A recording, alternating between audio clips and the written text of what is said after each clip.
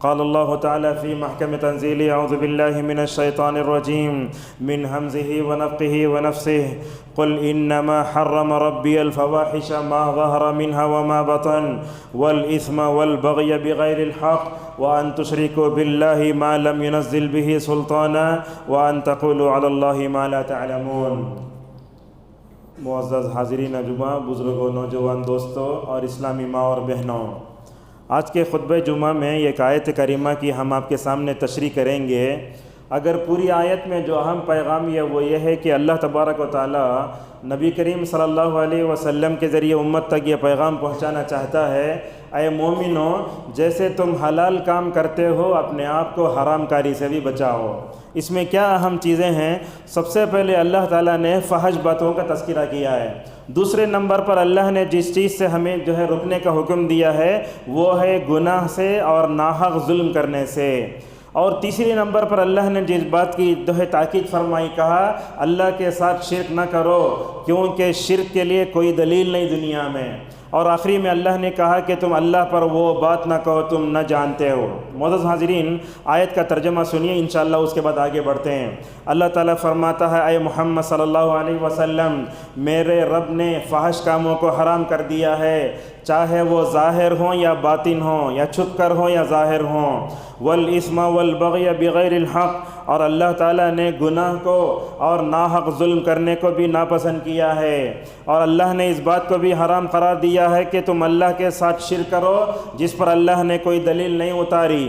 اور میرے رب نے اس بات کو بھی حرام کیا ہے کہ تم اللہ پر وہ بات کہو جس کو تم نہ جانتے ہو.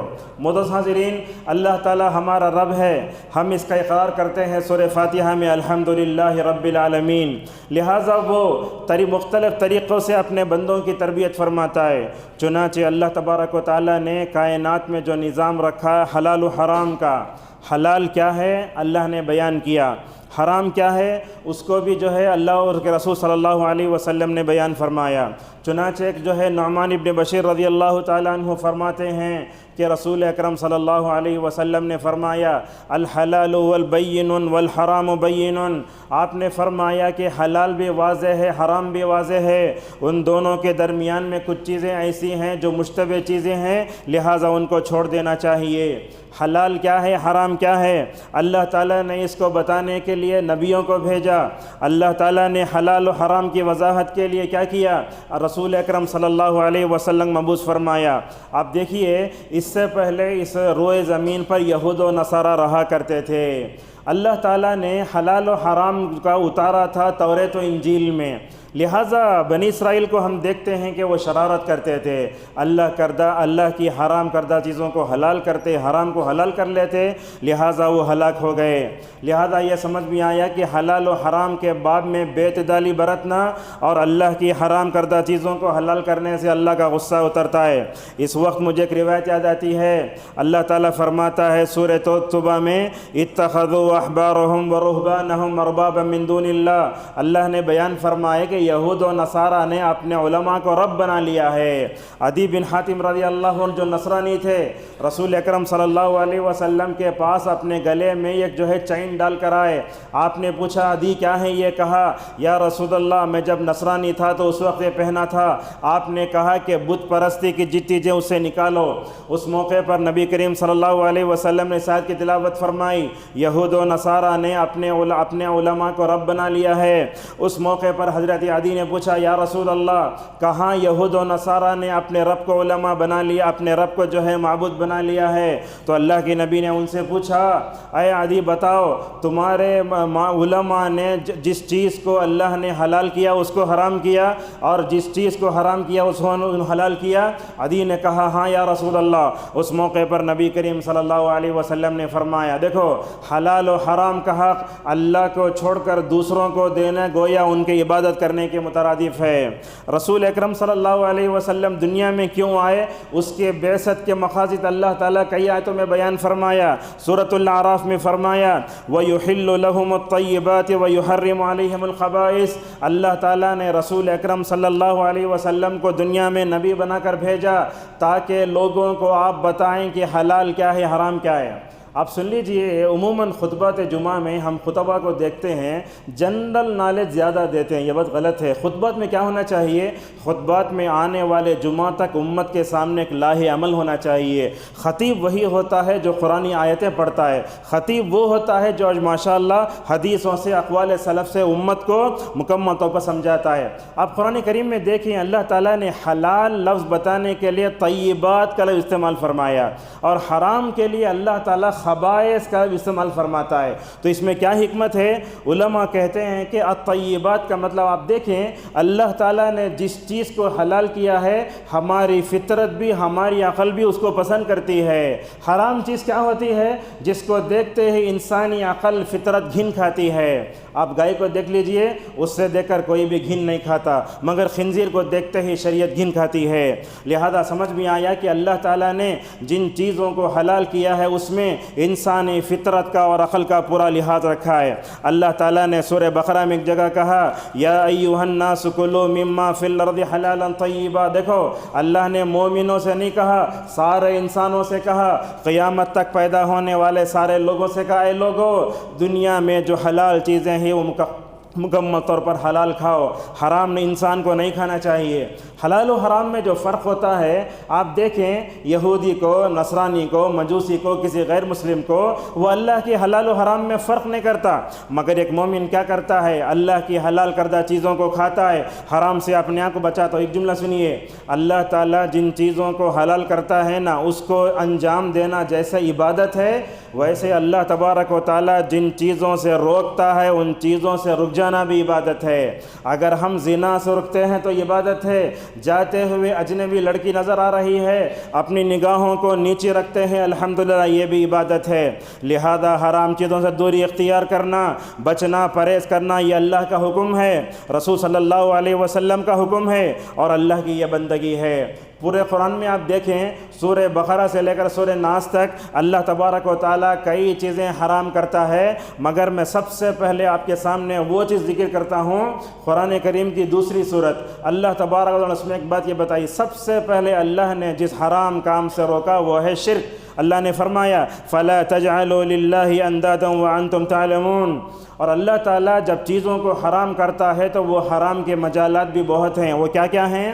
بعض حرام چیزیں ایسی ہیں جن کا تعلق عقیدے سے ہوتا ہے، بعض حرام چیزیں ایسی ہوتی ہیں جن کا تعلق اخلاق سے ہوتا ہے، بعض حرام چیزیں ایسی ہوتی ہیں جن کا تعلق معاملات سے ہوتا ہے۔ تو اللہ تعالیٰ اس آیت میں سب سے پہلے جس بات کا ذکر کرتا ہے وہ یہ، قُلْ إِنَّمَا حَرَّمَ رَبِّي الْفَوَاحِشَ، آپ کہہ دیجئے میرے رب نے جو ہے فحش کاموں کو حرام کر دیا ہے۔ فحش کسے بولتے؟ فحش کسے بولتے؟ بے حیائی کو کہتے ہیں۔ علماء نے اس کی تشریح کرتے ہوئے کہا، حد سے بڑی ہوئی وہ برائی جس کو اللہ تبارک و تعالیٰ نے حرام قرار دیا ہے، لہذا اس کے قریب بھی نہیں جانا چاہیے۔ بے حیائی آج دیکھتے ہیں ایک فیشن کے طور پر دنیا میں آ رہی ہے۔ بے حیائی کو اللہ نے حرام قرار دیا، اور یہ بات یاد رکھیں، اللہ تعالیٰ نے غیرت میں آ کر حرام چیزوں کو جو ہے فواحش کو حرام قرار دے دیا ہے۔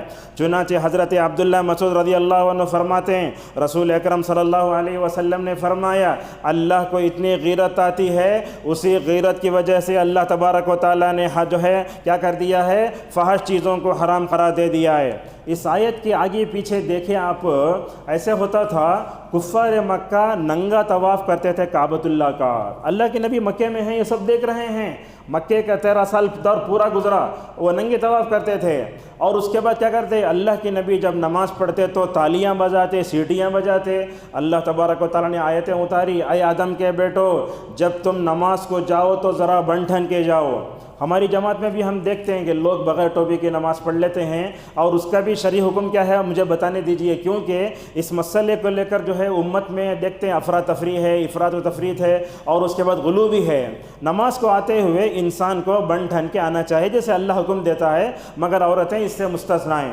لہٰذا ٹوپی پہننا یہ اصل میں زینت ہے، نہ فرض ہے نہ سنت ہے، لہٰذا اگر کوئی پہن لیتا ہے تو اچھا ہے، مگر یہ بات بھی سن لیجئے، علامہ البانی رحمہ اللہ نے کہا بغیر ٹوپی پی کے نماز پڑھنے کو عادت بنا لینا کفار و مشرکین کی عادت ہے، ایسے علماء نے بتایا ہے۔ لہٰذا جب نماز کو ہم آتے ہیں تو بن ٹھن کے آنا چاہیے۔ اللہ فرماتا ہے، جیسے ہم دیکھتے ہیں دنیا میں اگر کئی بڑی جگہ اگر ہمارا انٹرویو ہوتا ہے تو ہماری کمپنی جو بولتی ہے وہ برابر سنتے ہیں، مگر جس اللہ نے ہم کو سر کے تالوں سے پیر کے تلوے تک نعمتوں میں ڈبو کر رکھا ہے، لہذا نماز کو آتے ہوئے بھی ہمیں زینت کا مظاہرہ کرنا چاہیے۔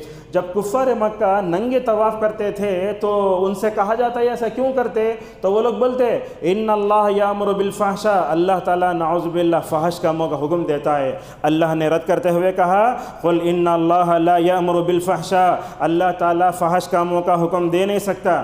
معزز حاضرین، اس آیت میں اللہ نے جن حرام چیزوں کا تذکرہ کیا ہے اس میں بے حیائی ہے، گناہ کی باتیں ہیں، ناحق ظلم کرنا ہے، شرک ہے اور اللہ تعالیٰ پہ جھوٹ بولنا ہے۔ علامہ سعدی کہتے ہیں یہ حرام چیزیں یہ امت میں نہیں بلکہ اس سے پہلے جتنی امتیں دنیا میں آئی ہر امت میں الحمدللہ ہر نبی نے اپنے قوم کو اس بات کا حکم دیا۔ فحاشی، بے حیائی بڑی خطرناک چیز ہوتی ہے۔ اللہ تبارک و تعالیٰ نے فحش کو جہاں حرام قرار دیا، فحش کے بے حیائی کی طرف لے جانے والے راستوں کو بھی اللہ نے حرام قرار دیا۔ چنانچہ اللہ فرماتا ہے سورۃ الانعام میں وَلَا تَقْرَبُوا الْفَوَاحِشَ، بری باتوں کے قریب بھی نہ جاؤ۔ اب بری باتوں کی طرف کون سی چیزیں لے جاتی ہیں؟ اس میں سب سے پہلے زنا ہے۔ اللہ نے فرمایا وَلَا تَقْرَبُوا الزِّنَا إِنَّهُ كَانَ فَاحِشَةً وَسَاءَ سَبِيلًا، اللہ نے یہ نہیں کہا زنا مت کرو، اللہ نے کہا کہ زنا کے قریب بھی نہ جاؤ۔ کیا مطلب سمجھ میں آیا؟ زنا کے قریب بھی نہ جانے کا مطلب یہ ہے کہ زنا کی طرف لے جانے والے راستوں کو بھی اسلام نے حرام قرار دیا ہے۔ آج امت میں دیکھتے ہیں صرف مسلمان غیر مسلم نہیں، اللہ تعالیٰ نے نکاح کو آسان کر کے زنا کو مشکل قرار دیا، ہم نے تو اس کو الٹا کر دیا، نکاح کو مشکل کر کے نعوذ باللہ زنا کو آسان کر دیا ہے۔ معزز حاضرین، فحاشی اور عریانیت میں یہ بھی آتا ہے جس برے فعل میں قوم لوط جو ہے نعوذ باللہ مبتلا ہو گئی تھی۔ کیا کرتے تھے؟ مردوں سے ضرورتیں پوری کر، آج بھی ہے یہ بعض ٹائم ممالک میں دیکھیں، آپ اٹالی وغیرہ میں فرانس وغیرہ میں ہے یہ قانون پاس ہے کہ مرد سے ضرورت پوری کرتا ہے، عورتوں سے ضرورت پوری کرتا ہے۔ یہ کیا ہے؟ یہ اللہ تبارک و تعالیٰ نے کہا اتأتون الفاحشۃ ما سبقکم بہا من احد من العالمین، لوط علیہ السلام کی قوم اس بری لت میں پڑ گئی، مرد ضرورت پوری کرتے تھے۔ اللہ تعالیٰ فرماتا ہے قوم لوط علیہ السلام اپنی قوم سے کہتے ہیں اے میری قوم کے لوگوں، یہ تم جو بدکاری کرتے ہو نا، دنیا میں اس بدکاری کی طرف تمہارے سے پہلے کوئی نہیں گیا۔ اللہ اکبر، اتنا خطرناک ہوا۔ اللہ تعالیٰ نے اس قوم کو کیسے ہلاک کیا دیکھو، اللہ نے کہا فجعلنا عالیہا سافلہا، قوم لوط کو لے جا کے اوپر سے الٹا کر دیا۔ اتنا خطرناک عذاب دینے کی ضرورت کیا تھی؟ علامہ ابن القیم رحمہ اللہ فرماتے ہیں جب انہوں نے اپنی فطرت الٹی تو اللہ نے ان کو الٹ کے رکھ دیا۔ اور ایک بات بھی آپ کو بتاتے ہیں، دیکھو حضرت عائشہ رضی اللہ تعالی عنہا پہ بھی نعوذ باللہ بدکاری کا الزام لگا کے مدینے کے ماحول کو زہر آلود بنانے کی کوشش کی گئی۔ اللہ تعالیٰ وہاں بھی فرماتا ہے ان الذین یحبون ان تشیع الفاحشۃ فی الذین آمنوا لہم عذاب علیم فی الدنیا والآخرہ۔ اللہ نے کہا جو مومن مردوں عورتوں کے درمیان میں بے حیائی پھیلاتے ہیں ان کے لیے دردناک عذاب ہے۔ اس کے لیے ایک موٹی مثال ہے، آپ کسی بھی واٹس ایپ میں گروپ میں ہیں، اگر کوئی چیز غلط آتی ہے، میوزک کی یا بے بنیاد بات آتی ہے، اگر آپ اس کو آگے فارورڈ کرتے ہیں تو بھلا بتائیے وہ بری بات جہاں تک جائے گی وہ آپ کے مرنے کے بعد بھی نعوذ باللہ آپ کے برے اعمال میں شمار کی جاتے رہے گی۔ لہذا معلوم ہوا کہ مسلمانوں کے درمیان میں رہتے ہوئے بے حیائی پھیلانا اچھی بات نہیں ہے۔ آج بھی دیکھتے ہیں آدمی اپنے خاندان میں اپنے خاندان کا واٹس ایپ گروپ بنا لیتا ہے، اس میں فحاشی عریانی بے حیائی نعوذ باللہ ہوتی ہے، ایسا نہیں ہونا چاہیے۔ اور اللہ کے رسول صلی اللہ علیہ وسلم نے قیامت کی علامت و ملامت یہ بتائی، کہا ان من اشراط الساعۃ الفحش والتفحش، کہا قیامت کے قریب میں بے حیائی پھیل جائے گی۔ بلکہ بعض احادیث میں ایسے آیا اللہ تعالیٰ یہ دن ہماری اولاد کو نہ دکھائے، بڑا خطرناک ہے۔ روایتوں میں آیا رسول اکرم صلی اللہ علیہ وسلم نے فرمایا قیامت کے قریب میں تو زنا اتنا عام ہو جائے گا، چلتے مطلب کیا ہے ہائی وے پر ادھر ادھر عام شاہراہوں پر لوگ زنا کرنا شروع کر دیں گے، نہ مرد کی تمیز نہ عورت کی تمیز۔ وہاں اس وقت حیا رکھنے والا ایک انسان وہ زنا کرنے والے مرد عورت سے کہے گا اے اللہ کے بندے ذرا دیوار کے پیچھے جا کر چھپ کر زنا کر لے تو کتنا اچھا ہوتا. اللہ اکبر. یہ ماحول ہے. اگر بڑے بڑے شہروں میں آپ کہیں اجنبی جگہ اتر گئے, عورتیں آپ کو اویلیبل ہوتی ہیں. دبئی کا ماحول بھی کیا سمجھے آپ. میرے بھونی وہاں رہا کرتے تھے, وہ تو آتے ہوئے وہ بات مکمل بھی نہیں کر پا رہے, رونا شروع کر دیا. بولتے ہیں دبئی کے بازار میں تو دنیا کی ہر زبان کی زانیہ ملتی آپ کو. نعوذ باللہ من ذالک. ایسا ماحول ہے. لہذا بے حیائی بڑی خطرناک ہے. یہ بات یاد رکھیے, ایمان کی جہاں طہارت ہوتی ہے وہاں بے حیائی نہیں آتی. اللہ کے رسول صلی اللہ علیہ وسلم نے ایک مثال دی. حضرت عبداللہ ابن عباس رضی اللہ عنہما فرماتے ہیں رسول اکرم صلی اللہ علیہ وسلم نے ایسے فرمایا, دیکھو یہاں کہا جب مومن زنا کرتا ہے تو ایمان نکل کے چلا جاتا ہے, جب مومن شراب پیتا ہے تو ایمان نکل کے چلا جاتا ہے, جب چوری کرتا ہے تو ایمان نکل کے چلا جاتا ہے. عبداللہ ابن عباس نے اپنے دونوں ہاتھوں کو ایسے کر کے بتایا اور کہا فَإِن تَابَ رَجَعَ إِلَيْهِ الْإِيمَانِ, اگر وہ جو ہے توبہ کرتا ہے تو ایمان لوٹ کر آ جاتا ہے. کیا سمجھ میں آیا؟ اس حدیث میں اللہ کے نبی نے بتایا جس کے اندر ایمان کی طہارت اور پاکیزگی رہتی ہے وہ گندگی میں نہیں پڑتا. اسی لیے دیکھیں سورہ رحمان سورۃ الفرقان کے آخری میں اللہ تعالیٰ اپنے بندوں کی صفت بیان کرتا ہے. کہتا ہے اللہ تبارک و تعالیٰ رحمان کے بندے وہ ہوتے ہیں جو اپنے دامن کو شرک سے گدلا نہیں کرتے. رحمان کے بندے وہ ہوتے ہیں جو قتل نہیں کرتے ناحق. رحمان کے بندے وہ بھی ہوتے ہیں جو اپنے آپ کو زنا سے مکمل طور پر دور رکھتے ہیں. معزز حاضرین, یہاں دیکھیے اور ایک بات بھی ہے, ہمارے معاشرے میں عورتوں کا بے پردہ نکلنا. یہاں خواتین بھی ہیں. اب چونکہ الحمدللہ سلفی مساجد میں مردوں کے ساتھ عورتوں کی بھی نصیحت کی جاتی ہے. کیا ہے, ہماری خواتین بھی اسکارف باندھ لیتے ہیں اور اس کے بعد وہ نوز پیس کا استعمال کرنے کے بجائے ماسک پہن لیتے ہیں. آج کی چیز ہے دیکھتے ہیں, اب چھوٹا چھوٹا کپڑا جیسا ہے وہ باندھ لیتے ہیں, پیشہ نظر آتی ہے. ایسے نہیں ہونا چاہیے. لہٰذا بے پردے کے نکلنا. یہ دیکھو فلمی ستاروں گندی شخصیتوں کے بارے میں بات کرنا بھی یہ گناہ ہے. ہم دیکھتے ہیں ہمارے نوجوانوں کو منہ کھولتے ہی فلمی ستارے زبانوں پر, منہ کھولتے ہی جو ہے کرکٹ کے کھلاڑی آتے ہیں, منہ کھولتے ایسے آتے. نہیں ہونا چاہیے. اللہ تبارک نے فرمایا پاکیزہ باتیں پاکیزہ مردوں کے علم پاکیزہ لوگوں کے لیے ہیں اور پاکیزہ جو ہے لوگ پاکیزہ باتوں کے لیے ہیں. آج کل تو بے حیائی ہر ایک کے اندر عام ہو رہی ہے اور خود دیکھتے ہیں یہ بے حیائی کا ماحول ہماری ولیمے کی دعوتوں میں بھی نظر آتا ہے. اب جیسے ہماری خواتین جو نکلتی ہیں اپنے شوہروں کے لیے کبھی نہیں سنورتی, باہر کے لیے سنورتی ہیں. آج کل تو ماحول ایسا ہے اگر آپ شادی محل میں چلے گئے کون دلہن ہے کون غیر دلہن ہے سمجھ میں نہیں آتا. تو لہٰذا جہاں مردوں عورتوں کا اختلاط ہوتا ہے نا یہ بڑا خطرناک ہے. علامہ ابن تیمیہ رحمہ اللہ نے فرمایا یہ عورتوں کو اجنبی مردوں کو عورتوں کو ایک ساتھ ملا لینا یہ لکڑی کو آگ کے ساتھ ملانے کی طرح ہے. آپ صلی اللہ علیہ وسلم نے فرمایا لا یخلون رجل بامرأة الا کان ثالثہم الشیطان. ایک اجنبی عورت ہے ساتھ اجنبی مرد تو تیسرا شیطان ہوتا ہے. ایسی چیزیں ہم بارہا دیکھتے ہیں. مثال کے طور پر کمپنی میں کام کرتے ہیں, ہاں لڑکیاں بھی جاتی ہیں, وہ غیر مسلم اکیلے بیٹھے رہتی ہیں, لہٰذا تنہائی میں جانا یہ صحیح نہیں ہے. بلکہ اللہ کی نبی نے فرمایا جب تمہاری عورتیں گھر میں اکیلی ہوں ایسے وقت میں اس میں نہیں جانا چاہیے. اس کی مثال کیسے؟ مثال کے طور پر ہمارے بھابھی گھر میں ہے, دیور ہے یا جیٹھ ہے, اس وقت میں نہیں جانا. بھائی بولتا ہے کچھ بھی ہم آپ کے بارے میں برا نہیں سوچتے, ویسا نہیں ہے.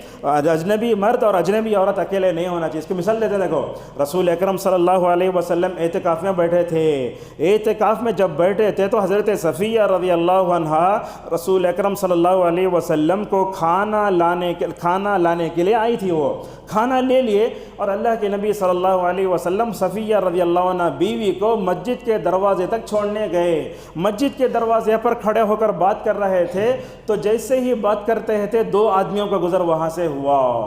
اب اللہ کے نبی صلی اللہ علیہ وسلم نے دیکھا یہ لوگ کہیں میرے بارے میں غلط گمان نہ کریں. آپ نے فرمایا ادھر آؤ. تو اللہ کے نبی سے فرمایا صحابہ اکرام یا رسول اللہ ہم آپ کے بارے میں بدگمان کب کریں؟ تو اللہ کے نبی نے اس موقع پر فرمایا دیکھو آئے گزرتے ہوئے صحابہ یاد رکھو یہ کوئی عام عورت نہیں, یہ میری بیوی صفیہ ہے. اور آپ نے اس موقع پر جملہ ارشاد فرمایا کہا ان الشیطان یجری من الانسان مجرى الدم, جیسے ہمارے رگوں میں خون دوڑتا ہے ویسے شیطان بھی دوڑتا ہے. ہے۔ اور بے حیائی میں ایک بات یہ بھی ہے کہ آدمی اجنبی عورت سے ہاتھ ملائے۔ ہمارے پاس دیکھتے ہیں الحمدللہ سعودی عرب میں وہ جو لوگ وہاں کی حکومت ہے نا، الحمدللہ توحید پرست ہے، اور ساتھ میں الحمدللہ ان کے اندر غیرت بھی ہے۔ جب باہر سے اگر کوئی غیر مسلم جو ہے ذمہ دار وغیرہ آتے ہیں تو ان سے ملاقات نہیں کرتے، ایسی ویڈیو آتی ہے، حل نمبر اچھا ہوتا ہے۔ لہٰذا ہم بھی دیکھتے ہیں، ہمیں چاچی سے، ان سے، ان سے، اللہ تعالیٰ نے جن چیزوں کو ہمارے لیے محرم قرار دیا ہے ان سے ملنے میں کوئی حرج نہیں ہے، مگر اجنبی لڑکیوں سے ملاقات کرنا یہ بھی فحاشی میں آتا ہے۔ چنانچہ عائشہ رضی اللہ عنہ فرماتے، دیکھو کیسی زندگی گزاری رسول اکرم صلی اللہ علیہ وسلم نے۔ کہتے ہیں عائشہ رضی اللہ عنہ، اللہ کے نبی کا ہاتھ اپنی زندگی میں کسی اجنبی عورت کو نہیں لگا، لہذا جب بھی ہم ٹکٹ لینے ادھر ادھر جاتے کاؤنٹر پر، اس بات کا مکمل طور پر ہمیں جو ہے پرہیز کرنا چاہیے کہ اس کا ہاتھ ہمیں لگنے نہ پائے۔ معزز حاضرین، فحش کاری سے بچانے کے لیے کیا کرنا چاہیے؟ انسان کو فحاشی سے، بے حیائی سے بچنے کے لیے سب سے پہلے ایمانی تربیت ہونا چاہیے۔ یہ فحاشی کے طوفان سے اپنے آپ کو بچانے کے لیے بندوں کو نماز کی پابندی بھی کرنا چاہیے۔ اللہ نے فرمایا ان الصلاۃ تنہی عن الفحشاء والمنکر، بے شک نماز انسان کو برائیوں سے روکتی ہے۔ آج ہمارا حال یہ ہے، نماز بھی پڑھتے ہیں، نماز کے بعد چوری بھی کرتے ہیں، نماز پڑھتے ہیں گانے بھی سنتے ہیں، نماز بھی پڑھتے ہیں، نعوذ باللہ عورتوں کے اس میں مبتلا بھی ہیں۔ کیا ہے یہ حال؟ یہی سوال کیا حضرت عبداللہ ابن عباس رضی اللہ عنہما سے۔ اللہ فرماتا ہے بے شک نماز انسان کو برائیوں سے روکتی ہے، میں دیکھتا ہوں بندہ نماز بھی پڑھتا ہے برے کام بھی کرتا ہے۔ اللہ اکبر۔ رسول اکرم صلی اللہ علیہ وسلم کے زیر سایہ تربیت یافتہ صحابی نے عبداللہ ابن عباس نے کیا جواب دیا معلوم؟ یہ جواب کیا؟ دیکھو، سونے کے پانی سے لکھنے کے لائق ہے۔ کہا اللہ تعالیٰ کا فرمان صحیح ہے، بندے کا عمل جھوٹا ہے۔ جب ہماری نمازیں یوگا سے بڑھ کر نہیں ہیں، جب ہماری نمازیں نماز نبوی کی طرح، صحابہ کی طرح، اسلاف کی طرح پڑھیں گے، نماز میں دم آئے گا۔ علامہ ابن تیمیہ رحمہ اللہ کہتے ہیں بندہ جب صحیح طور پر نماز پڑھتا ہے، نماز کے اندر ایسا دم ہے کہ بندے کو الحمدللہ برائی سے مکمل طور پر روک دیتا ہے۔ معزز حاضرین، اسی طریقے سے ہمیں تربیت کرتے ہوئے خصوصاً نوجوانوں کی تربیت کے بارے میں کتنے چیزیں ہم بولتے ہیں۔ یاد رکھو، سب سے پہلے صحابہ کی اگر تربیت کرنا ہے تو صحابہ، اگر ہم اپنے نوجوانوں کی تربیت کرنا چاہتے ہیں تو ہم ان نوجوانوں کا ایمان صحابہ کی طرح بنانا۔ حضرت جندب رضی اللہ عنہ کہتے ہیں کہ ہم اللہ کے نبی کے پاس تھے، آپ نے سب سے پہلے ہماری ایمانی تربیت فرمائی، بعد میں ہمیں کیا کیا؟ کیا قرآن سکھایا۔ آج کل ہم دیکھتے ہیں نوجوانوں کو پہلے ہم نماز سکھاتے، زکوٰۃ کے احکام بتاتے، روزے ہم بتاتے نہیں، سب سے پہلے ان کو ایمان بتاؤ۔ ایمان کی پاکیزگی، عقیدے کی سلامتی جس دل میں آ جاتی ہے، بندہ برائی سے رک جاتا ہے۔ اسی طریقے سے اللہ آگے کہتا ہے وَلَا تَقْرَبُوا الْفَوَاحِشَ، کیا کہتا ہے؟ قُلْ إِنَّمَا حَرَّمَ رَبِّيَ الْفَوَاحِشَ مَا ظَهَرَ مِنْهَا وَمَا بَطَنَ۔ یہ ما ظہر مطلب کیا ہے؟ مطلب ظاہر ہونے والے اور چھپنے والے۔ اللہ حکم دیتا ہے وہ گناہ چھوڑ دو جو سب کے سامنے ظاہر ہوتے ہوں، وہ گناہ چھوڑ دو جس کو تم لوگوں کے سامنے، لوگوں سے چھپ کر کرتے ہو۔ ایک بات بھی ہے، شادی شدہ لوگوں کو یہ سمجھنا چاہیے، انسان تنہائی میں اپنی بیوی کے ساتھ جو ضرورت پوری کرتا ہے اس کو آ کر لوگوں کے سامنے بیان نہیں کرنا چاہیے۔ رسول اکرم صلی اللہ علیہ وسلم نے فرمایا میری امت میں ایک بدترین آدمی وہ بھی ہوگا جو اپنی بیوی کے ساتھ فلاں فلاں کرتا ہے، اللہ اس کو چھپانا چاہتا ہے مگر وہ کل صبح بیٹھ کر لوگوں کے سامنے کہتا ہے کہ میں نے اپنی بیوی کے ساتھ نعوذ باللہ ایسا کیا ایسا کیا۔ اسی طریقے سے بے حیائی جو ہوتی ہے ظاہر میں بھی ہوتی ہے، باطن میں بھی ہوتی ہے، لہٰذا ہمیں اپنے دلوں کی بھی اصلاح کرنا چاہیے۔ دلوں میں تکبر نہیں ہونا، دلوں میں ریاکاری نہیں ہونا، دلوں میں نفاق بھی مکمل طور پر نہیں ہونا چاہیے۔ اللہ تعالیٰ نے گناہوں سے بے بچنے کی تاکید فرمائی۔ گناہ کیا ہوتا جانتے؟ اگر گناہ کی تعریف سننا چاہتا ہے تو نبی لسان نبوت نے تعریف ایسے کی، چنانچہ رسول اکرم صلی اللہ علیہ وسلم فرماتے ہیں وَالْإِثْمُ مَا حَاكَ فِي صَدْرِكَ وَكَرِهْتَ أَن يَطَّلِعَ عَلَيْهِ النَّاسُ۔ گناہ وہ ہے جس کو کرتے ہوئے تمہارا دل کھٹکتا ہے۔ اگر کوئی کام کرنے جا رہے ہیں آپ، سمجھ جاؤ دل کھٹکا، بولو سمجھ جاؤ وہ چیز گناہ ہے۔ اور آپ نے فرمایا بندہ جو ہے گناہ کو کرتے ہوئے یہ سمجھتا ہے کہ میں لوگوں کی نگاہوں سے چھپ جاؤں تو بہتر ہے۔ بعض روایتوں میں آیا، حضرت نواس بن سمعان رضی اللہ عنہ کی روایت آتی ہے مسند احمد میں اور جو ہے صحیح ترغیب میں، اللہ کے نبی صلی اللہ علیہ وسلم نے کیا بہترین تعریف کی، دیکھو آپ نے فرمایا نیکی وہ وہ ہے جس کو کر کے انسان کو سکون ملتا ہے، نیکی وہ ہے جس کو کر کے انسانی دل کو اطمینان حاصل ہوتا ہے، برائی وہ ہے جس کو کر کے نہ سکون ملتا ہے نہ اطمینان ملتا ہے۔ لہٰذا ہم ظاہری طور پر ہونے والے گناہ کو بھی چھوڑیں، باطنی طور پر ہونے والے گناہ کو بھی چھوڑیں۔ آج کل لوگوں کو دیکھتے ہیں گناہ کرتے ہیں اور گناہ کر کے لوگوں کے سامنے بولتے ہیں میں نے ایسے کیا ایسے کیا۔ بخاری کی روایت میں آیا، آپ صلی اللہ علیہ وسلم نے فرمایا کل امتی معافی الا المجاہرون۔ آپ نے فرمایا اللہ تعالیٰ میری امت کے ہر گنہگار کو معاف کر سکتا ہے سوائے ان گنہگاروں کے جو گناہ کر کے لوگوں کے سامنے علل اعلان کرتے ہیں، نعوذ باللہ من ذالک۔ اب دیکھو جتنے لوگ یہاں بیٹھے ہیں میں بھی ہیں، میں گناہ کرتا ہوں آپ کو معلوم نہیں ہوتا، آپ کے گناہ مجھے معلوم نہیں ہے۔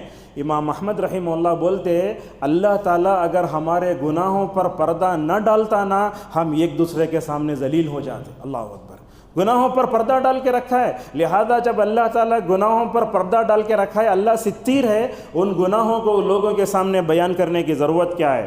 رسول اکرم صلی اللہ علیہ وسلم نے کیا فرمایا؟ تنہائی کے گناہ سے بھی بچنے کا حکم دیا۔ ایک روایت ہم آپ کے سامنے بیان کرتے ہیں، اللہ کے نبی صلی اللہ علیہ وسلم نے فرمایا بندہ جب گناہ کرتا نا، گناہ کرنے کے بعد کیا کرنا؟ اسے ندامت آتی، حسرت آتی، کاٹ گزرے ہوئے لمحات کو اللہ کی اطاعت میں لگاتا تو کتنا اچھا ہوتا۔ تو کتنا فرمایا، دیکھو آپ نے کیا فرمایا، اگر گناہ ہو گیا گناہ کرنے کے بعد وضو کرو، وضو کرنے کے بعد 2 رکعت نماز پڑھو۔ یہ گناہ کرنے کے بعد 2 رکعت نماز پڑھا، وضو کرنے کے 2 رکعت نماز پڑھنے کی حکمت کیا ہے بتائیے آپ؟ ابن ماجہ کی روایت میں آتا ہے آپ صلی اللہ علیہ وسلم نے فرمایا بندہ جب گناہ وضو کرتا ہے نا گناہ جھڑنے لگتے ہیں۔ آپ ہاتھ سے جو گناہ کر رہے ہیں، مثال کے طور پر جو ہے موبائل میں ٹائپ کریے، یہ انگلیوں کا جو گناہ ہے آپ نے فرمایا جب جو ہے وضو کا آخری خطرہ بھی اگر نیچے گرتا ہے، یہ ناخن کے نیچے جو گناہ ہے وہ گناہ بھی گر جاتا ہے۔ اللہ اکبر، آپ وضو کر رہے ہوں تو ہاتھ کے گناہ جھڑتے ہیں، آپ چہرہ دے رہے ہوں چہرے کے گناہ جھڑتے ہیں، جب آپ جو ہے پاؤں دھوتے ہیں تو پیروں کے ذریعے اگر آپ کسی غلط جگہ چل کر گئے تو وہ جھڑ جاتے ہیں۔ اللہ اکبر، بندہ ظاہری طور پر پاک ہو گیا۔ اور آپ نے یہ بھی فرمایا بندہ جب نماز پڑھتا ہے سجدے میں سر رکھتا ہے تو آپ نے فرمایا سر کے گناہ جھڑ جاتے ہیں۔ اللہ اکبر، اللہ کے نبی صلی اللہ علیہ وسلم گناہ کرنے کے بعد بندہ کہتا ہے اے میرے بندے، اے بندے اللہ کے تو کیا کر، وضو کر کے جو ہے تو گناہ کو دھو ڈال اور نماز پڑھ کے اللہ تبارک و تعالیٰ سے مکمل طور پر کیا کر، توبہ کر۔ آج کل دیکھتے ہیں ہمارا نوجوان اللہ معاف فرمائے رات بھر جو ہے نعوذ باللہ عیاشی ہوتی رہتی ہے، نافرمانی ہوتی رہتی ہے۔ بندہ کیا سوچتا، نماز فجر میں جا کے نہا کر میں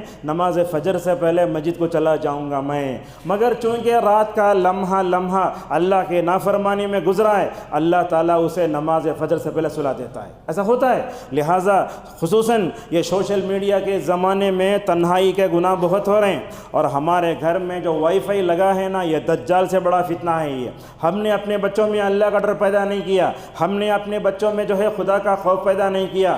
اگر کسی جگہ CCTV کیمرے لگے ہوئے ہوتے ہیں اس میں قید ہونے والی فوٹو سے ہم جتنا ڈرتے ہیں، اگر اس سے بڑھ کر اللہ کا ڈر اگر ہمارے دلوں میں پیدا ہو جائے میں سمجھتا ہوں جو ہے ہم برائی سے دور ہو جائیں گے۔ یہ روایت دیکھیے، حضرت ثوبان رضی اللہ تعالیٰ عنہ فرماتے ہیں رسول اکرم صلی اللہ علیہ وسلم نے فرمایا، ثوبان دیکھو آپ نے فرمایا میں اپنی امت کے ان لوگوں کو جانتا ہوں جو قیامت کے دن سفید تہامہ پہاڑ جیسے نیکیاں لے کر آئیں گے۔ تہامہ ایک پہاڑ ہے یمن کا، آپ نے فرمایا تہامہ بڑا پہاڑ ہے، اتنے نیکیاں لے کر آئیں گے۔ تو اللہ کے رسول صلی اللہ علیہ وسلم نے فرمایا اللہ تعالیٰ تو اتنی بڑی تہامہ سفید تہامہ پہاڑ جیسے نیکیوں کو اللہ تعالیٰ پھونک کے اڑا دے گا۔ اس موقع پر ثوبان رضی اللہ عنہ کیا کہتے ہیں، دیکھو صحابہ کرام نیکیاں غارت ہو رہے ہوں تو اس وقت ان کی فکر ہوتی تھی۔ ثوبان رضی اللہ عنہ نے کہا یا رسول اللہ ذرا بتائیے میری آپ کی امت کے کون لوگ ہیں؟ وہ جملہ دیکھو، فرمایا ہم جاننا چاہتے ہیں یا رسول اللہ ہم جو ان بد نصیبوں میں سے اپنے آپ کو مکمل تو بچانا چاہتے ہیں۔ تو آپ نے فرمایا اے ثوبان وہ میری امت کے لوگ ہیں، دیکھو بنو آدم کے بیٹے ہیں۔ آپ نے اس موقع پر فرمایا وہ کون لوگ جان لو، وہ لوگوں کے سامنے تو نیک بنتے ہیں، جب تنہائی میں جاتے ہیں تو نعوذ باللہ اللہ تعالیٰ کی حرام کردہ چیزوں کو حلال کر لیتے ہیں۔ ابن القیم رحمہ اللہ نے فرمایا دیکھو چھپ کر جو نیکی کی جاتی ہے وہی نیکی انسان کو جو ہے صراط مستقیم پر ثبات قدمی عطا کرتی ہے۔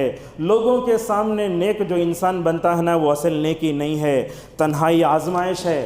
تنہائی میں بیٹا تو ہمیں کیسے ہونا؟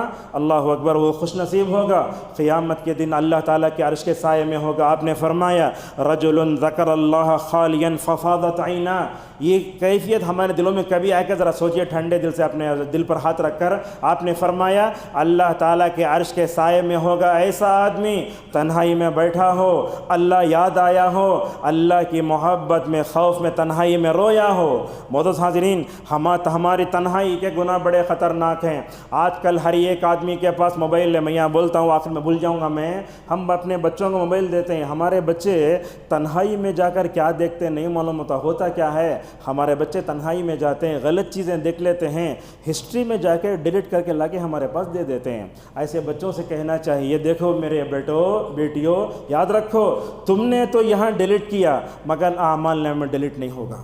وہ کب ڈیلیٹ ہوگا؟ جب تم توبہ استغفار کرو۔ اپنے بچوں کو ہم نے کیا کیا؟ اپنے بچوں میں اللہ کا خوف پیدا نہیں کیا۔ اللہ اکبر، لقمان علیہ السلام کو دیکھو، اپنے بیٹے کو نصیحت کرتے ہیں میرے بیٹے یاد رکھو اللہ تمہیں دیکھ رہا ہے، کائنات میں ہر چھوٹی بڑی چیز اگر کوئی بھی ہے رائی کے دانے کے برابر بھی ہے تو اللہ تبارک اس کو لے کر آئے گا۔ لہٰذا آج ہم سب کو اور اپنے بچوں کو بھی تنہائی کے گناہ سے بچنا چاہیے۔ اور تنہا کا گناہ کتنا خطرناک ہوتا معلوم؟ لوگوں سے چھپ گیا، دروازہ بند کر لیا مگر اللہ تبارک تعالیٰ تو دیکھ رہا ہے۔ اور ابن رجب حنبلی رحمہ اللہ کہتے ہیں یہ تنہائی کے گناہ کی وجہ سے نعوذ باللہ بندہ بری موت کا شکار ہو جاتا ہے۔ اب دیکھو تنہائی میں بیٹھے رہے، فلم دیکھتے دیکھتے مر گئے تو کیا ہوگا؟ تنہائی میں بیٹھے گانے دیکھتے دیکھتے انتقال ہو گئے تو کیا ہوگا؟ آپ صلی اللہ علیہ وسلم فرماتے ہیں جہاں انسان جس حالت میں مرے گا اسی حالت میں اٹھایا جائے گا۔ اگر تلبیہ پڑھتے ہوئے مرا بندہ تو جو ہے لبیک اللہم لبیک پڑھتے ہوئے اٹھے گا نا عمرہ حج کرنے والا۔ اگر ہم موبائل دیکھتے دیکھتے شارٹ دیکھتے دیکھتے نعوذ باللہ مرے تو انجام بھی بہت برا ہے۔ ابن الجوزی رحمہ اللہ بڑی اچھی پتے کی بات کہتے ہیں تنہائی کے گناہ سے بڑا خطرناک ہوتا ہے۔ بندہ جب تنہائی کے گناہ کرتا ہے تو اللہ کی نظر سے گر جاتا ہے، اور جو بندہ اللہ کی نظر سے گرا دنیا کی عزت کا کوئی بھی اسٹیج اسے عزت دے نہیں سکتا۔ اللہ یہی بات بتاتا ہے وَمَن يُهِنِ اللَّهُ فَمَا لَهُ مِن مُكْرِمٍ۔ اور دیکھو تنہائی گناہ میں کتنا خطرناک ہوتا ہے۔ اب ہم دیکھتے ہیں گھر میں ہیں، زور سے ہوا آئی تو ہم دیکھتے ہیں گھر کا دروازہ بند کر دیتے۔ ابن عباس رضی اللہ عنہما نے فرمایا ہوا آئی تو تم نے اپنے گھر کا دروازہ بند کیا، مگر جب گناہ کرتے ہو تو اللہ تمہیں دیکھ رہا، تمہیں اس بات کا احساس نہیں ہے۔ تنہائی کے گناہ سے بچنے کے لیے دعا بھی پڑھو، اللہم انی اسألک خشیتک فی الغیب والشہادہ۔ اور اسی طریقے سے بندہ جب گناہوں سے بچ جاتا ہے تو اللہ تعالیٰ اسے جنت میں بھیجتا ہے۔ وَأَمَّا مَنْ خَافَ مَقَامَ رَبِّهِ وَنَهَى النَّفْسَ عَنِ الْهَوَىٰ فَإِنَّ الْجَنَّةَ هِيَ الْمَأْوَىٰ۔ اس طریقے سے اللہ تعالیٰ نے جن جو ہے کاموں کو حرام قرار دیا ہے اس میں شرک بھی ہے۔ اللہ اکبر، امت کا 80% طبقہ آج جو ہے شرک میں مبتلا ہے۔ اگر دنیا میں اہل حدیث نہ ہوتے، سلفی علماء نہ ہوتے، پتہ نہیں توحید کی دعوت مزمحل پڑ جاتی۔ یہ خود بولتے دیکھو آپ لوگ، جو کئی علماء سے پوچھ کر دیکھو الحمدللہ سلفی دعوت جمعیت اہل حدیث کی جمعیت و جماعت توحید پر جتنا فوکس کرتی ہے آپ دنیا کی دوسری جماعتوں کو اتنا فوکس کرتے ہوئے نہیں دیکھ سکتے۔ اسی لیے مسجدیں تو بہت ہیں مگر سلفی مساجد دنیا میں بہت بڑی نعمتیں ہوتی ہیں۔ یہاں کیا ہوتا ہے؟ اللہ کی اطاعت کی جاتی ہے، رسول اکرم صلی اللہ علیہ وسلم کی اطاعت پر ابھارا جاتا ہے۔ لہٰذا اللہ نے شرک سے روکا، وَاعْبُدُوا اللَّهَ وَلَا تُشْرِكُوا بِهِ شَيْئًا۔ مکی دور میں رسول اکرم صلی اللہ علیہ وسلم صحابہ سے بولتے دیکھو لا تشرک باللہ وَإِن قُتِلْتَ أَوْ حُرِّقْتَ۔ بولتے معاذ بن جبل رضی اللہ عنہ اللہ کی نبی نے مجھے 10 باتوں کا حکم دیا، اس میں ایک وصیت یہ تھی اے معاذ اللہ کے ساتھ شرک نہ کرنا، اگرچہ تمہیں ٹکڑے ٹکڑے کر دیا جائے، اگر تمہیں جلا کر خاکستر کر دیا جائے۔ اللہ اکبر، شرک کتنا بڑا گناہ ہے۔ سورۃ الانعام میں 18 نبیوں کا تذکرہ کرنے کے بعد فرمایا وَلَوْ أَشْرَكُوا لَحَبِطَ عَنْهُمْ۔ اگر یہ انبیاء بھی شرک کرتے تو نعوذ باللہ جو ہے ان کے عمل تباہ و برباد ہو جاتے۔ سورہ زمر میں فرماتا ہے لَإِنْ أَشْرَكْتَ لَيَحْبَطَنَّ عَمَلُكَ۔ اے اللہ کے نبی آپ بھی شرک کریں تو آپ کے تمام عمل برباد ہو سکتے ہیں۔ اور دیکھو اللہ ایک بڑی بات بتاتا ہے سورہ یوسف میں وَمَا يُؤْمِنُ أَكْثَرُهُمْ بِاللَّهِ إِلَّا وَهُمْ مُشْرِكُونَ۔ دنیا میں جتنے مومن ہیں کہیں نہ کہیں ان زندگیوں میں شرک ہے، اور خود توحید پرستوں کو اپنی توحید کا جائزہ لینے کی ضرورت ہے۔ ہمارے ماں باپ توحید پرست تھے، ہم توحید پرست ہو گئے، یہ کوئی کمال نہیں ہے۔ ہمیں توحید کا علم حاصل کرنا، لا الہ الا اللہ کی شرطیں کتنی ہیں وہ بھی مکمل طور پر جاننا چاہیے۔ اور عقیدہ توحید کی پختگی دو طریقے سے آتی ہے، ایک تو یہ کہ اللہ کی عبادت کی جائے اور اللہ کے علاوہ جس کسی کی عبادت ہوتی ہے اس سے برات کا اظہار کیا جائے۔ ہم بھی دیکھتے ہیں مسلمانوں کو کہیں بھی چلے جاؤ، کوئی آدمی یہاں کالا دھاگا باندھا ہوا ہے، کچھ آدمی یہاں سے ہرا دھاگا باندھا ہوا ہے، کچھ خواتین جو ہے مطلب کیا کمر میں باندھ لیے ہیں۔ یہی ایسا ہی موقع تھا، دو واقعات ہیں۔ حضرت حذیفہ رضی اللہ عنہ ایک آدمی کی عیادت کے لیے گئے تو اس کے ہاتھ میں کالا دھاگا تھا۔ حضرت حذیفہ نے اس کو کاٹا اور اس کے بعد آیت پڑھی، فرمایا دیکھو تمہارے اندر ایمان ہے مگر ساتھ شرک میں ملا ہوا ہے۔ حضرت عبداللہ مسعود رضی اللہ عنہ کی بیوی کا نام زینب تھا، اپنے امی کے گھر گئیں تو ماں کے گھر والے کسی جادوگر کے پاس لے جا کے دھاگا بن کے لے کر آئے۔ اللہ اکبر! کوئی صحابی شرک کفر بدعت برداشت نہیں کر سکتے تھے، ابن مسعود کے پاس آئی اور ہماری طرح ہم اپنی بیویوں کو دیکھتے نہیں، کیا عقیدہ خراب ہو رہا ہے، کتنی نسلیں غارت ہو رہی ہیں دیکھتے نہیں۔ ابن مسعود نے پوچھا زینب یہ کیا ہے؟ یہ جاتے وقت تمہارے ہاتھ میں کچھ بھی نہیں تھا مگر آتے ہوئے تمہارے ہاتھ میں کالا دھاگا کیا ہے یہ؟ کہا ابن مسعود میں اپنی امی کے گھر گئی تھی نا، میرے گھر والے فلاں کے پاس جا کے وہ دھاگا باندھے، ہم چاہتے بول سکتے چھوڑو لائٹ لیتے تھے، نہیں، اس کو کاٹا۔ کہا یاد رکھو زینب، عبداللہ ابن مسعود کا خاندان شرک سے پاک ہے۔ کیا ہم اپنے بیویوں کے عقیدے کی اصلاح کرتے؟ کیا اپنے گھر والوں کی اصلاح کرتے؟ کیا گیٹ ٹوگیدر کے نام پر سارے لوگ جمع ہوتے کھانا کھا کے اٹھتے؟ یہ اصل نہیں ہے۔ مشہور عالم دین ہیں جمعیت اہل حدیث ممبئی کے امیر عبدالسلام سلفی حفظہ اللہ، بڑی اچھی پتہ کی بات کہتے ہیں۔ آج ہم دیکھتے ہیں توحید پرست ایک جگہ جمع ہوتے، کھاتے پیتے اٹھ جاتے مگر ایک دوسرے کی عقیدے کی اصلاح نہیں کرتے، یہ سب سے اہم ہے۔ اور آپ صلی اللہ علیہ وسلم نے قیامت کی علامت کے بارے میں فرمایا، دیکھو وَلَا تَقُومُ السَّاعَةُ حَتَّى يَلْحَقَ مِنْ أُمَّتِي بِالْمُشْرِكِينَ وَحَتَّى تَعْبُدَ أَوْفِيَاتُ فِيَامًا مِنْ أُمَّتِي الْأَوْثَانَ۔ وہ حدیث پڑھے تو رونگٹے کھڑے ہو جاتے ہیں۔ آپ نے فرمایا قیامت قائم نہیں ہوگی یہاں تک کہ مسلمان کفار جا کر ملیں گے۔ آج کتنے ایسے مسلمان ہیں جو شفا پانے کے نام پر مندروں کے لائن میں کھڑے ہوئے نظر آتے ہیں۔ آج کتنے ایسے مسلمان ہیں جو پتہ نہیں کہاں کہاں جاتے ہیں، ان کی ذمہ داری کیسی ہے؟ اور یہ مندروں کو دوسروں کے پاس جا کر جو ہے شفا کے حاصل کرنے والے لوگ غریب نہیں ہوتے، سب سے بڑے مالدار ہوتے ہیں، نعوذ باللہ من ذالک۔ آپ دیکھتے ہیں دبئی کا حال تو جانتے ہوں گے آپ، وہاں مندر بھی بنی اور وہاں کے ہائی وے پہ گوتم بدھ کا نعوذ باللہ مجسمہ بھی ہے۔ اور اللہ کے نبی صلی اللہ علیہ وسلم نے عرب کے بارے میں فرمایا، کہا عرب میں قبیلہ دوس کا بت لایا جائے گا، عورتیں اپنے پیچھے کا حصہ جو ہے ہلاتے ہلاتے نعوذ باللہ اس کا نعوذ باللہ یہ کیا طواف کریں گے۔ اور آپ نے فرمایا قیامت قائم نہیں ہوگی یہاں تک کہ لات و عزا کی نعوذ باللہ پوجا ہوگی اور امت میں شرک آہستہ آواز میں داخل ہوگا۔ یہ دیکھو اللہ کے نبی صلی اللہ علیہ وسلم ابو بکر رضی اللہ عنہ سے فرماتے ہیں، اے ابو بکر اس امت کے جسم میں کیسے داخل ہوگا معلوم؟ آپ نے مثال دیتے ہوئے کہا چوٹی کے رینگنے سے آہستہ آواز میں داخل ہوگا۔ آپ جانتے ہیں چوٹی کے رینگنے کی آواز نہیں آتی، اللہ کے نبی فرماتے ہیں چور رستوں سے میری امت میں کیا ہوگا؟ نعوذ باللہ شرک داخل ہوگا۔ ہم جا کے کسی قبر پر نہیں جھکتے مگر ہمارے اندر شرک اور ایک بھی ہے، وہ ریاکاری ہے۔ آج شرک کے مظاہر دیکھو کیا ہیں، لوگوں کو قبروں سے، آستانوں سے، مزاروں سے جو محبت ہے وہ مسجدوں سے نہیں ہے۔ کتنے ایسے دلہا دلہن کو آپ دیکھتے ہیں شادی کے بعد نعوذ باللہ شادی سے پہلے ہی ٹکٹ کٹا لیتے ہیں، ہنی مون منانے کے لیے اجمیر جاتے ہیں۔ اگر مسجدوں کو چندہ دو 10 روپے دیتے اور مزارات اور خانقاہ کو بولے تو نعوذ باللہ زندگی پوری وقف کرنے کے لیے تیار ہے۔ لہٰذا یہ قبریں، یہ آستانے، یہ تعویذات، اولیاء کو پکارنا پتہ نہیں کیا کیا ہے۔ اور شرک سے دور رہنے کے لیے کیا کرنا چاہیے؟ 10 باتیں۔ شرک سے دور رہنا ہو تو شرک سے آنے کی وجہ کیا ہے؟ اپنے اندر غیر اللہ کی تعظیم ہے۔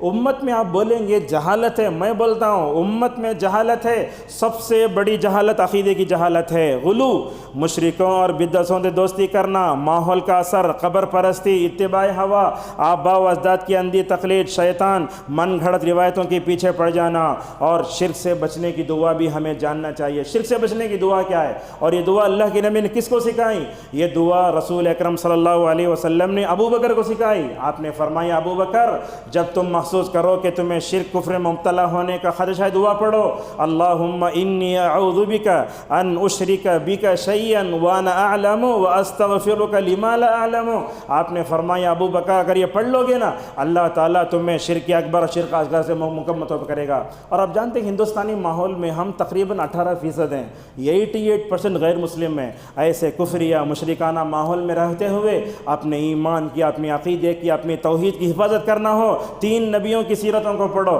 ایک ہیں ابراہیم علیہ السلام، کفریہ مشرکانہ ماحول میں پیدا ہوئے، ماشاءاللہ اپنے بچوں کی، اپنے گھر والوں کی عقیدے کی حفاظت کے لیے لے جا کے کبھی حاجر و اسماعیل کو کعبۃ اللہ میں چھوڑا، کبھی یہ دعا دیتے ہوئے نظر آتے ہیں وجنبنی وبنی ان نعبد الاصنام۔ آپ جانتے ہیں ابراہیم علیہ السلام پیغمبر تھے نا، ان کا باپ آزر نعوذ باللہ وہ پنڈت تھا۔ ابراہیم سمجھتے تھے اگر میں اپنے بچوں کو عقیدہ توحید صحیح نہیں کیا کہیں وہ بچے باپ کے دادا کے نقش قدم پر چل کر نعوذ باللہ نہ ہو جائیں۔ اللہ اکبر۔ دیکھو ایک بات بتاتے ہیں، توحید پرست بندہ جب رہتا ہے نا اللہ نسلوں کی حفاظت کرتا ہے۔ جو لوگ کفر و شرک میں پڑتے ہیں مٹ جاتے ہیں۔ اب دنیا میں ابو جہل کی اولاد ہے کیا؟ دنیا میں ابو لہب کی اولاد ہے؟ نہیں۔ اللہ اکبر۔ نبی کی دیکھو کتنی بڑی امت ہے۔ اور یہ جانتے ہیں بندہ جب توحید پر رہتا اللہ نسلوں کی حفاظت کرتا ہے۔ آج سے 200 سال پہلے سعودی عرب میں ایک شخصیت پیدا ہوئے جن کا نام محمد ابن عبد الوہاب رحمۃ اللہ علیہ ہے۔ کیا کوششیں کی، الحمدللہ دنیا سے پورا جزیرۃ العرب شرکی آماجگاہ بن گیا تھا، بقیع ایسا بن گیا تھا جہاں مردوں کو دفن کرنا مشکل تھا۔ کیا کیا؟ توحید پرست بنایا بادشاہوں کو۔ آج سعودی عرب میں جو حکومت ہے ان کے اندر جو توحید ہے نا وہ محمد ابن عبد الوہاب رحمہ اللہ کی دعوتی کوششوں کا نتیجہ ہے۔ لہٰذا صبح شام شرک و کفر سے بچنے کی ہمیں دعائیں کرنا چاہیے۔ اور یہ بات بھی دیکھو آپ رسول اکرم صلی اللہ علیہ وسلم اپنے آپ کو کفر و شرک سے بچانے کے لیے صبح و شام کیسے پابندی کرتے تھے۔ اللہ کے رسول صلی اللہ علیہ وسلم تو کیا پڑھتے، دیکھو فجر کی پہلی سنت رکعت میں سورہ کافرون پڑھتے، دوسری رکعت میں سورہ اخلاص پڑھتے، مغرب کی پہلی رکعت میں سورہ کافرون اخلاص پڑھتے، اس کے بعد کیا ہے وہ تہجد میں، اور پھر سوتے وقت آپ نے تو فرمایا نوفل نامی صحابی سے، اے نوفل اگر تم کفر و شرک سے بچنا چاہتے ہو تو سورہ کافرون کی تلاوت کرو اور سورہ اخلاص پر تلاوت کرو۔ خطبے کے آخری میں اہم چیز ہے وہ یہ ہے کہ ہمیں وہ چیز نہیں کہنا چاہیے جو اللہ تبارک و تعالیٰ نے نہیں کہی ہو۔ لہٰذا دیکھتے ہیں آج دنیا میں قرآن کی غلط تفسیر کرنے والے بھی موجود ہیں، احادیث کا انکار کرنے والے بھی موجود ہیں، اور اس وقت دنیا میں 73 فرقے کیا امت میں 730 فرقے نعوذ باللہ پیدا ہو گئے ہیں۔ لہٰذا اللہ تعالیٰ جو بات نہیں بولا وہ ہمیں بولنا نہیں چاہیے۔ آج چونکہ سوشل میڈیا کا زمانہ ہے، یوٹیوب پر جو بھی آتا لائک زیادہ بڑھ گئے اور شیئر کرنے والے لوگ ان کو زیادہ سنتے ہیں۔ لہذا اللہ فرماتا ہے جو اللہ تعالیٰ پہ جھوٹ گڑے اس سے بڑا کوئی جو ہے ظالم نہیں ہے۔ اور یہ بات بھی یاد رکھو بغیر علم کے فتویٰ دینے والے علماء مفتیوں سے بھی ہمیں دور رہنا چاہیے۔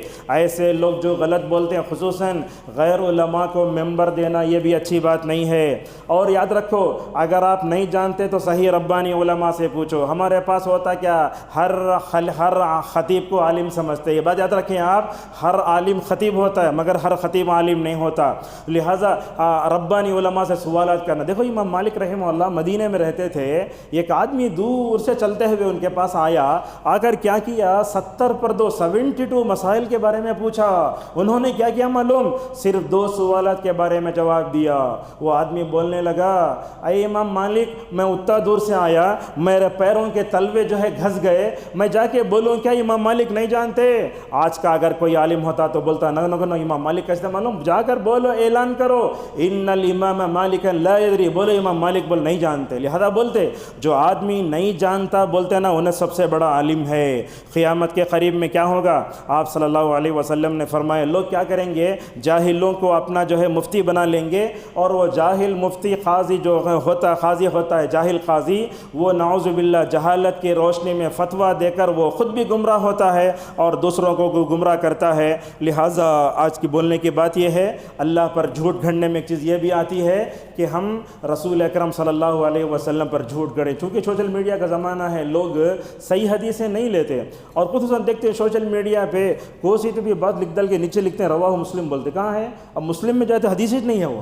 لہٰذا جھوٹی حدیثوں کو مت پھیلاؤ، بے بنیاد باتوں کو مت پھیلاؤ۔ آپ نے فرمایا من کذب علی متعمدا فلیتبوأ فلیتبوأ مقعدہ من النار، جو آدمی اللہ کے نبی پہ جھوٹ بولے گا اس کو چاہیے کہ وہ جہنم میں اپنا ٹھکانہ بنا لے۔ پورے خطبے کا خلاصہ یہ ہے، جیسے اللہ تبارک و تعالی ہمیں حلال چیزیں جو ہے انجام دینے کا حکم دیتا ہے، حلال چیزوں کو انجام دینا وجہ عبادت ہے، ویسے حرام کاموں سے اپنے آپ کو بچا کر رکھنا بہت ضروری ہے۔ آج کے خطبے کا خلاصہ یہ ہوا، فحاشی، بے حیائی سے، عریانیت سے ہم تمام لوگوں کو دور رہنا چاہیے، لوگوں پر ظلم بھی نہیں کرنا چاہیے، اور ساتھ میں یہ بھی بتایا کہ شرک کیا ہے، شرک کی طرف لے جانے والے راستوں سے اپنے آپ کو بچاؤ، اور جو لوگ غلط بولتے ہیں، اللہ تعالیٰ کے دین کے بارے میں غلط باتیں پھیلاتے ہیں، ان تمام شخصیتوں سے، جماعتوں سے بھی اپنے آپ کو دور رہنا چاہیے۔ اللہ تبارک و تعالیٰ سے ہماری دعا ہے، اللہ تعالیٰ ہم سب کو آج کے خطبے میں جو خیر سنے ہیں اس پر عمل کرنے کی ہم سب کو توفیق عطا فرمائے۔ اللہ تعالیٰ ہم سب کو حرام کاموں سے اجتناب کرنے کی توفیق عطا فرمائے۔ اللہ تعالیٰ امت مسلمہ کو فحاشی سے، عریانیت سے ان کی حفاظت فرمائے۔